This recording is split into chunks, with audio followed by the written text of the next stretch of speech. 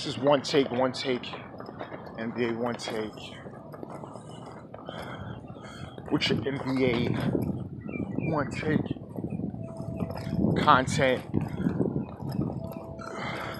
giving you what you need. Giving you what you need. Yeah, just to start off things, yeah, this is NBA one take. And I'm doing as much as I can. You know, people don't read things and read articles. A lot of people don't follow too much of what's going on with the NBA. They don't really know. They'll probably read something, comment, whatever. Probably everyone want to process the same information. I get the same information as everyone else, and you know, so I'm not covering the NBA. I'm not a writer or columnist or a blogger with credentials and things like that. But inside, but it's one take. A lot of stuff I do is opinionated, but also I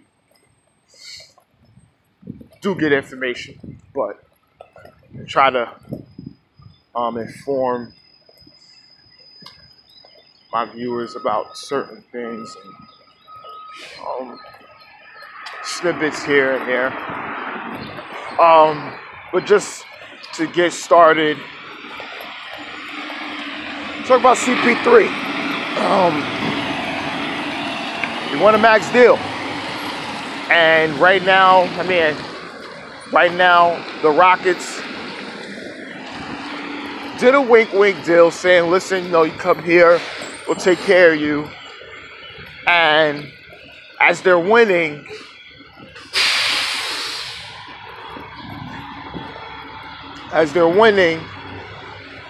they say, yeah, we love it.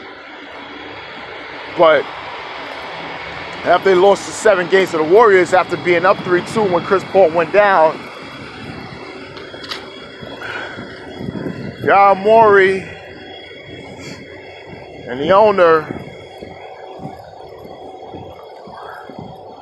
and a couple of his execs did have a sit down on what are they going for, what are their targets, and the big thing is Chris Paul.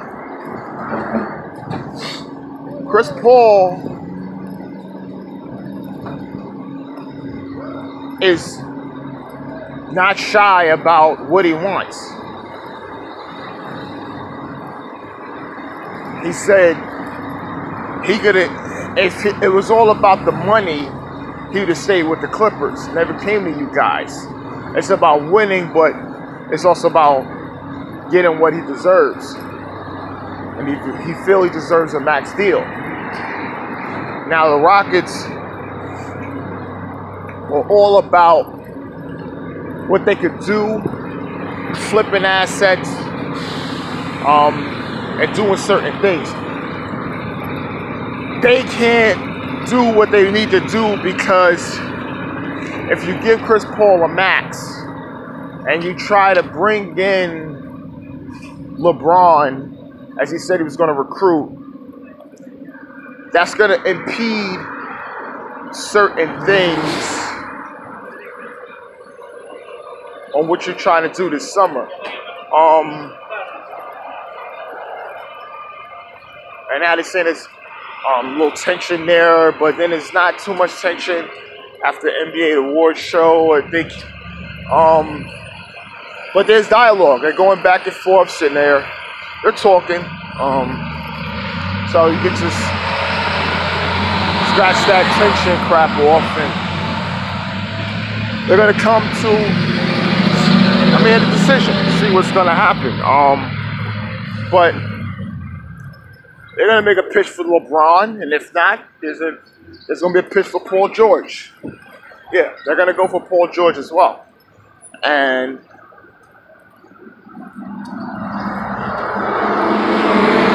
they're going to see what they can do with that. Next thing, Kevin McHale's wife was on Twitter like last week. Supposed to been talking about this. It's a real sensitive subject. I don't really want to go too much into it, but she was saying a lot of tweets. When Kevin McHale, he's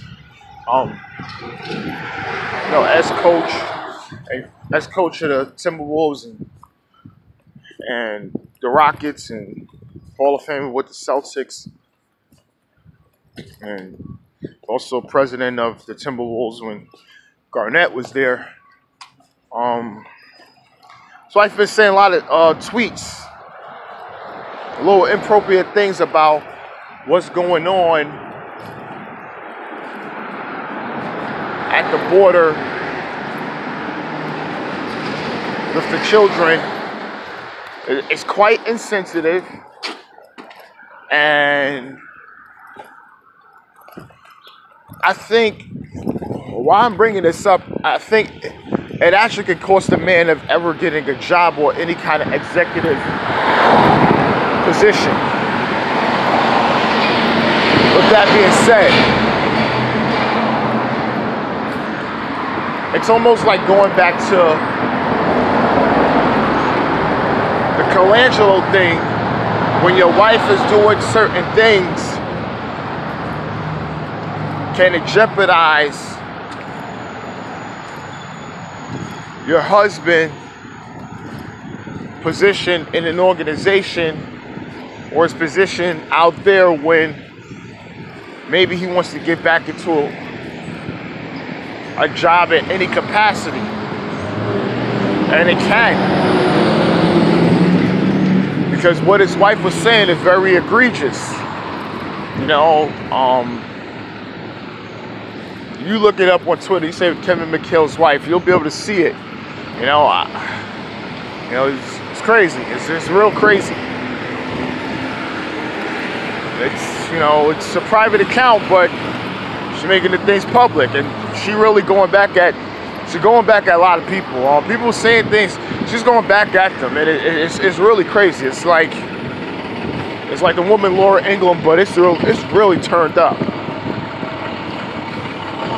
She can say whatever she wants. She don't care. She feels what she feels. She's an avid Trump supporter, so is her husband. I wouldn't think he's a Trump supporter. This is, when you see him on TV, like a laid-back, cool dude, but he is a Trump supporter. So it is what it is. I don't really want to go too much. I'm not gonna go political with those things, because I don't even do that on any social media platform or whatever. All my political talks and everything like that, I can always do up front, one-on-one.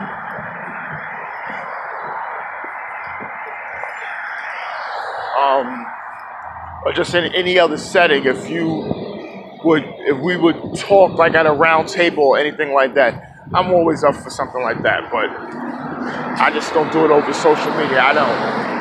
Never did.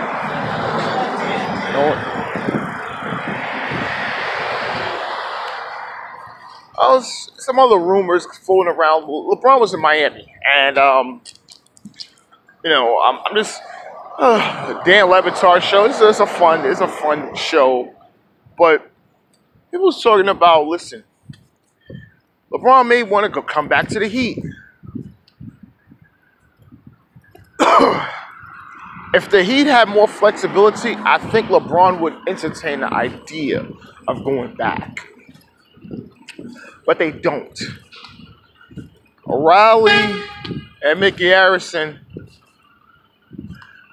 they paid every single player on their roster deals. And they, Deion Waiters and Kelly Olynyk, Dragic, Hassan Whiteside, Josh Richardson, Tyler Johnson. These contracts there is damn near immovable.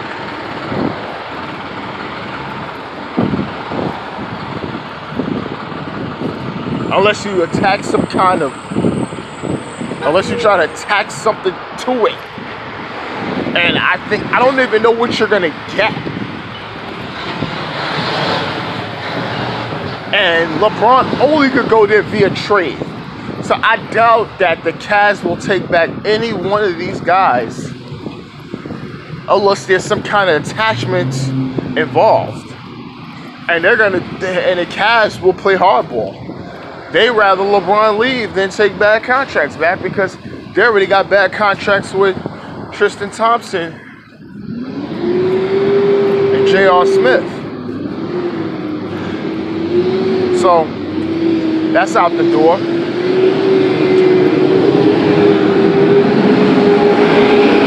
And I was hearing something about Trae Young.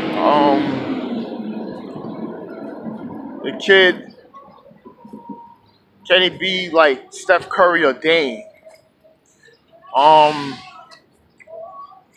That's hard. That's tough shoes for a young man to feel. And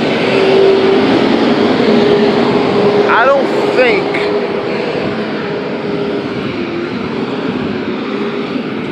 think you guys understand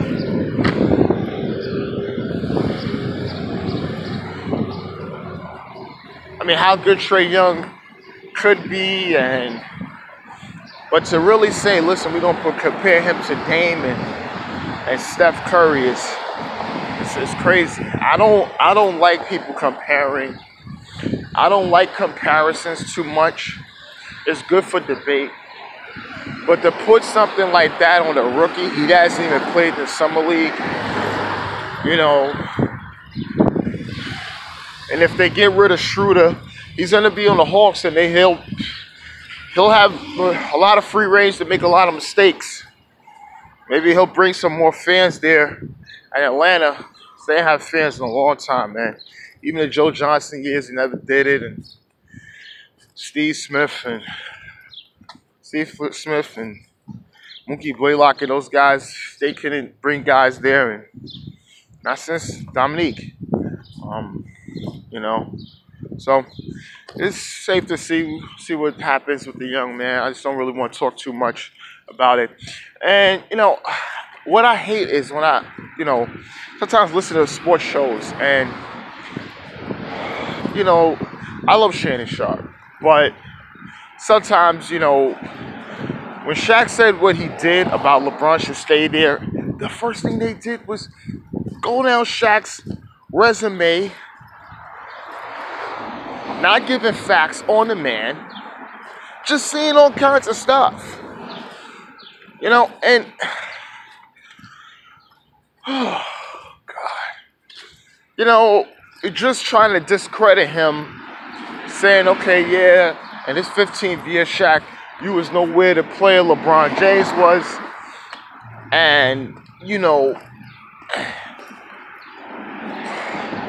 like, LeBron is leaps and bounds as a career above Shaq.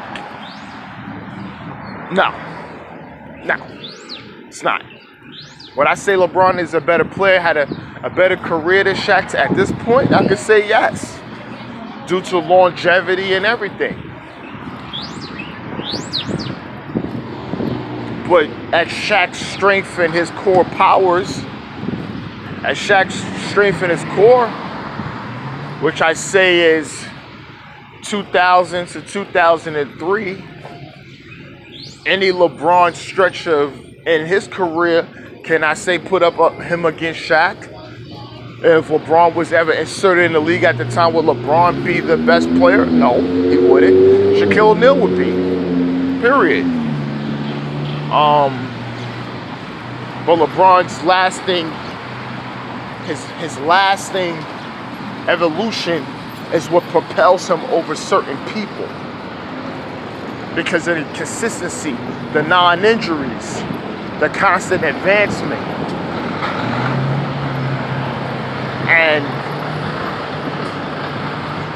And to say, it was like these guys unappreciated Shaq. And just to hear it, it upsets me because Like, why? Just go what Shaq was saying. Don't go saying Shaq was ring chasing at the end of his career. He wasn't. He wasn't ring chasing. The man had a contract. They was moving him around. Steve Kerr traded him for Phoenix to the Cavs because he said he said, big fella, I respect you. You know what? I'm trading you to the Cavs because I want you to have an opportunity to win a championship because that's why we traded you over here. But right now, we're not going to be going for a championship. So I'm going to trade you, big fella. Till this day, Shaq says out of every, he said, at least you told me, and he respects him and he loves him for that. Told him, straight up, out of respect. I don't think these guys is respecting Shaq. They're not. Shaq gave an opinion saying, listen, it'd probably be good for him to do, his legacy is set. That's all, just disagree. Don't run down the man's career because in a lot of people's eyes, the only way LeBron James is elevated to a top 3 or 5 or whatever the hell you want to put him on your top 10 list is because he brought Cleveland a championship. So I think because of that, it usurps everything because of all the heartbreak that the whole entire Cleveland sports franchise, all their sports franchises have over the years, that eclipsed almost everything, making him jump damn near 3-4 spots over Bird, Magic, or whatever the hell you want him to jump over. He jumped over them because of that. And that's it, you know, but I don't like that. And Austin Rivers, you know, got traded.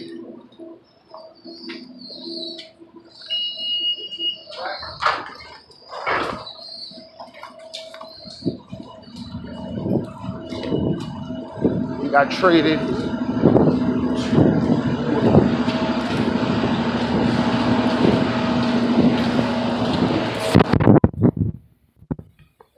Got traded to the Washington Wizards for Martin Gortat.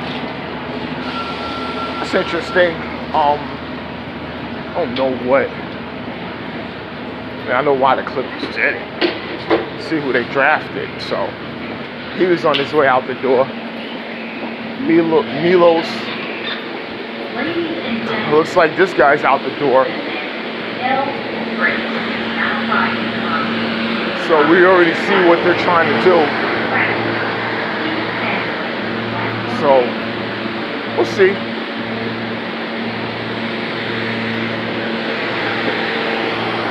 Doc Rivers is not going to be there soon. I think already his exit from the Clippers is imminent. Traded the man's son because he saved his son's career by taking him when he was going to be with the Knicks, and then that would have been it for him. Then he would have been out the league. So his father saved his career, gave him a contract extension, played on those playoff teams. Now he's traded. So I think Doc Rivers' time is up. It is. There's really nothing he could do about that. And we'll see.